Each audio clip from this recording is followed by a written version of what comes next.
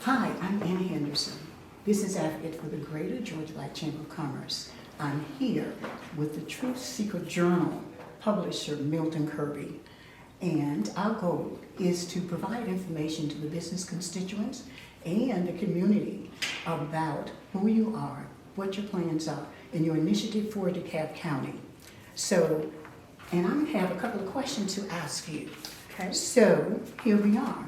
First of all, we're excited about your leadership, and we're looking forward to the Lorraine for Change. So with that said, under your leadership, what are the top 3 priorities you plan to focus on initially? For me, the top 3 priorities that we will address as an administration is public safety. Also, economic development is extremely important, and also reimagining government.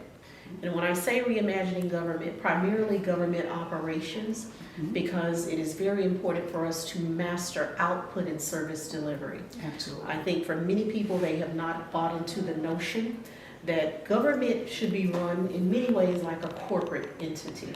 So I'm very excited about moving forward in those 3 areas particularly, but it's much bigger than that because education is very important. Education is key to economic development. It is also a key factor. Education is the #1 underlying cause of crime. So when we talk about addressing public safety, it does require that we take a conglomerate approach. So lots of partnerships are needed, but those are the 3 areas that are absolutely critical to moving DeKalb forward at this time. Thank you so very much. Next question is communication and transparency in DeKalb County. How do you plan to enhance that? Let me say that, it doesn't matter what you do if people don't know it. Okay? And what I've found in government in general, in my 5 years, 3 months, and 10 days, is that often we do not communicate. So I'm very excited because I have over 2 decades in mass media and communications. Let me say that the very first issue that we will address is our public interface.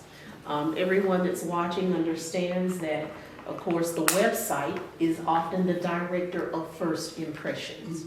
So I'm very excited to have the opportunity to reimagine our website so that it becomes a true portal and access to information. We have an incredible new Chief Communications Officer. Awesome. And she will work alongside our technology division and television to create vignettes and videos. Wow. Because what I've found, people don't read as much as they like to watch. So you give people what they want the way they want it. Exactly. So we will have a very robust portal that will include a lot of video on the services that we provide, that will also deliver in real time our messaging to the community. Also, we're going to move to a new and enhanced method of communication, and that's just called text to phone. Everyone has a cell phone. DeKalb County has 763,000 residents according to the last census data. Yes. And I would say that out of that 763, that 80% have cell phones. Absolutely. So we will begin pushing out our newsletter text to phone each week so that you have full access to what we're doing and how we're doing it. And I believe by doing so, we'll cut down on open records requests, which takes time because people have to stop, pull data. Exactly. And we have sunshine laws, so you have to respond within 72 hours. So I don't want to be responsive, I want to be proactive. So Great. we are going to take a new approach to delivering content and information to enhance transparency. That's fantastic. Fantastic. My next question is the LSVE program. The small business community feel that the ordinance is just on paper and it has no merit, it has no value. How do you plan to address and overcome the obstacles that the small business community is feeling today? Okay, and what I'd like to do, because I'm also a former educator, for those who may be watching us, LSVE is an acronym for Local Small Business Enterprise. And let me say that here in DeKalb County, we do not have an affirmative action program. Right. So our local small business enterprises often rely on the LSBE program to provide access to opportunity. Absolutely. Okay?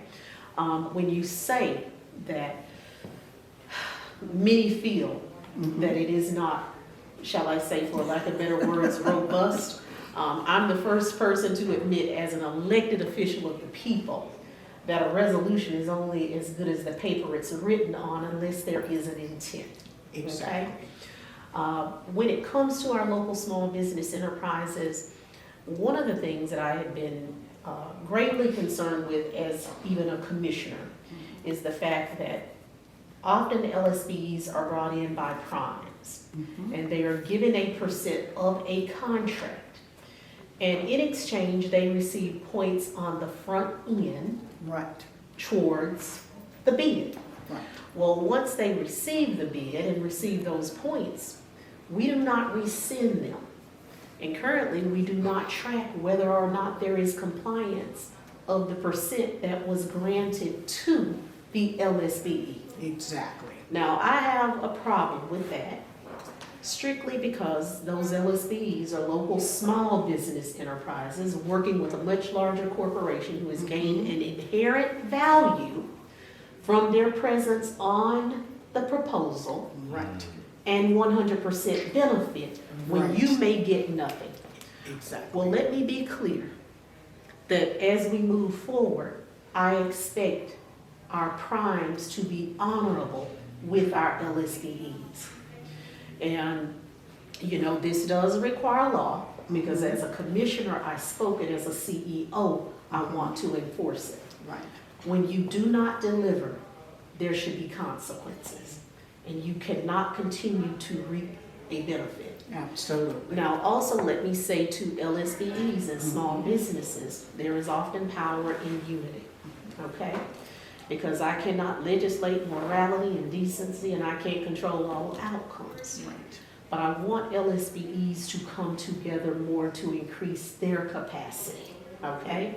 So that you're not operating in the shadow of others and you can move forward, Exactly. okay? Exactly. So I think there is some opportunities for education, so we can work alongside you, make sure you have the resources you need. Because, you know, let's be clear, at the end of the day, we all have a responsibility. And we didn't all start at the same place, contrary to popular belief. You know, being African American and a minority, things would have been different if many people got 40 acres on a mule. Absolutely, you're right. And that didn't happen. But now I need us to also be vigilant in understanding that a hand up is not a handout, Right. as many people would say. Right. So we are not going to handicap ourselves. We're going to work together, and I look forward to closing the gap and ensuring that when you function as an LSBE, that you receive the proper percent of the contract you're awarded. That's absolutely great. We're looking forward to that. I'm a business owner, so I can truly understand, you know, the program and understand what the program is supposed to do. And I'm looking forward to what the program is going to do under your leadership. Thank you. So thank you. And my professor used to say that there's a difference between practice and theory. Exactly. Exactly. And that's where we are. Okay. All right, thank you. The next question has to do with the South DeKalb redevelopment. And so a number of businesses, and the reason I keep saying a number of businesses because I'm the past president of the Georgia Black Chamber. I'm currently working with the current chamber to begin to give them and funnel information based on what's happening in DeKalb, and hopefully some of the other counties can duplicate the successes that you're going to have in DeKalb. And so businesses are asking the question, why is this happening? Why is that happening? So can you please talk with her so that we can hear and see and understand the direction? So regarding the redevelopment of the South DeKalb Mall area, businesses are asking the question, how can they get involved? How can they get the information and know what's happening so that they can participate and be part of? Okay. And I'm going to answer this in two different ways. Because what's happening currently at South DeKalb Mall, there is a great deal of interest. Because let's be clear, in my book that I recently wrote, Government Reimagined, I have coined the phrase that Candler Road is the gateway to South DeKalb, okay? It's highly desirable because it is 10 minutes proper from the heart of downtown, and you're in front of the Fox Theater. Exactly. So let's be clear, on that corridor, you're seeing a great deal of gentrification, and that's a separate conversation. You didn't ask me about gentrification, but it's not all bad because you see increased property values, you see increased income, and when we talk economic development, for anyone who's watching, it's not difficult, it's a simple formula.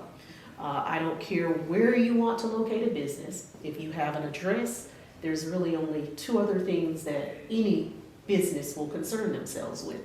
That is the number of rooftops within a quarter-mile radius and the AMI, area median income of those homes. And immediately they will tell you whether your location is a good candidate for their business based upon those two requirements. Simple facts. Now, in terms of South DeKalb, there are two different competing proposals right now. But I think the community has been clear, and so have I. South DeKalb Mall, most people know us as being Decatur where it's greater. You know, the rappers made that popular around the 80s and the 90s and so forth.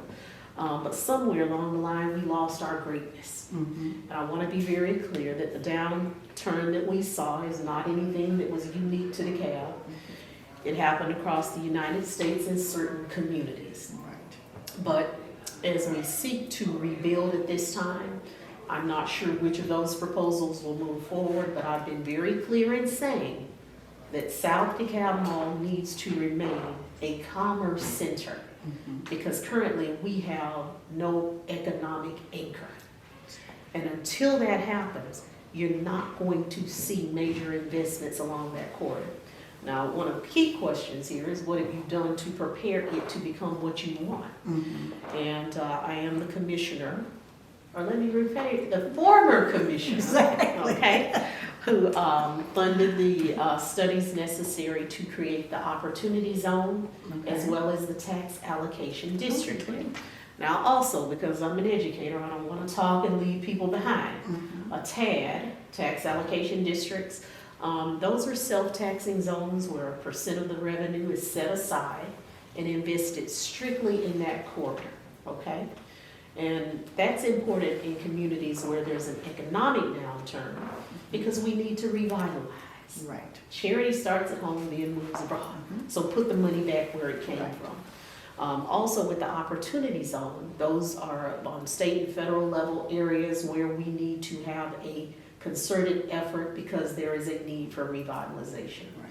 So with that being said, one thing that you didn't ask that I want to do, because along that corridor, the facades aren't what they should be. Right.